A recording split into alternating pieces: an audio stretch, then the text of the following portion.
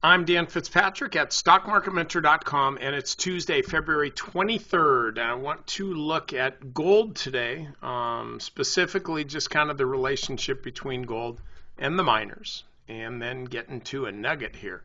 Look, in fact, there was a guy, I forget his name, I apologize, you probably know. I'm talking about this on Fast Money today. This is gold. I've talked about this before, that this was a key breakout. We'll just look here.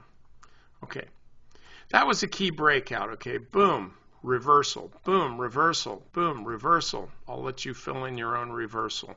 Boom, reversal, boom. Holy crap, we got a breakout on volume. So this is what I call a power move. It's big volume, big move in a direction where it kind of wasn't supposed to go. So there's something new that's happening here in gold. Again, this is a weekly chart. Now, some analyst at Goldman Sachs was on CNBC, and he said, well, they were asked, like, who should you sell gold? And as most analysts are, always confident, occasionally correct, he said, absolutely, you got to sell gold. I've been looking at charts for 20 years. I can't say absolutely you got to sell gold. I can say this. This stock is in a little bit of a flag pattern, kind of a lot of a flag pattern. I would sell gold. If it went up, let's see, we'll just kind of mark this here. We'll drag this up.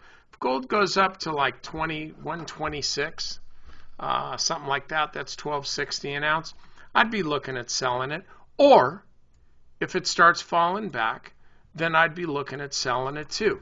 But right now, you can't make that judgment. You can't make it on the weekly chart. You can't make it on the daily chart. If this were truly like a blow off top to where that's the end of that.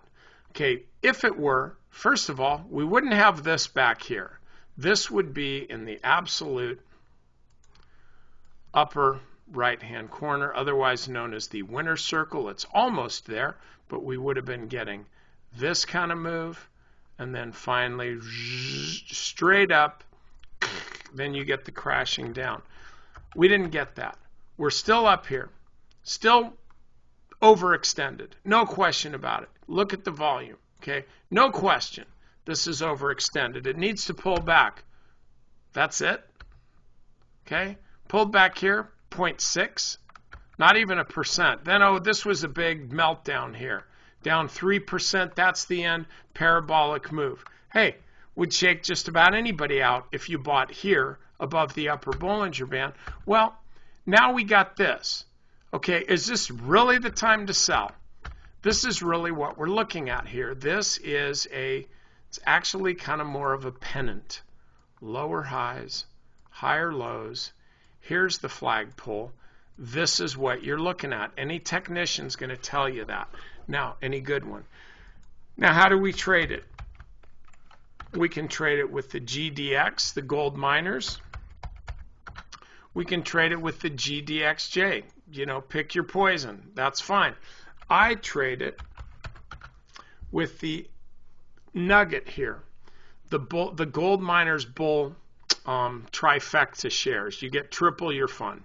So the way this is shaping up, I mean, I look at this, you don't need to trade options on this thing. By the way, there are options available, and they're about 9 miles wide between the bid and the ask. Don't go there. If you want to buy any, let me know. I'll sell you all you want, as long as you'll buy them on the offer.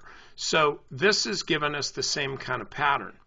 What we want to be doing is looking for the resistance here, and it is at 57. Reason I'm kind of chuckling to myself, I don't find me that funny, but the reason is because if this thing blows through 57, I mean, this thing can move. If you look at it today, this was, I mean, it was up, sure, but it just still is in consolidation, and it was up about 6%. So what I'm saying is, if you are correct on this move, in that when it runs up and the high here was actually 56.89 and it was above the upper Bollinger Band, Now if it hits there, it's well within the upper Bollinger Band. If we get up to this level, this thing could push through 60 and beyond pretty quick. So what I'm saying is, don't be so quick to just sell gold. I'm not a real, gold freak or anything. That's not my deal. Those days are long gone. But this is a trade that still has a ways to go. Watch for more of an upside breakout. If you're not getting it, then everything that I said, you should just sit there and go, well, I wonder if Dan's wrong or just early. But I won't be right. So if this does not break out, don't be piling in here. We want to be rewarded for our opinion, but we don't want our opinion to be against the price movement on the chart. In other words, you can have strong conviction in your opinion, but just don't let that conviction trump your discipline. Always have to know what needs to happen in order for you to be right. So anyway, that's what I think. You watch for the breakout, you hop on board, ride this bad boy to victory. Okay, members, over to the strategy session. We're looking at retail.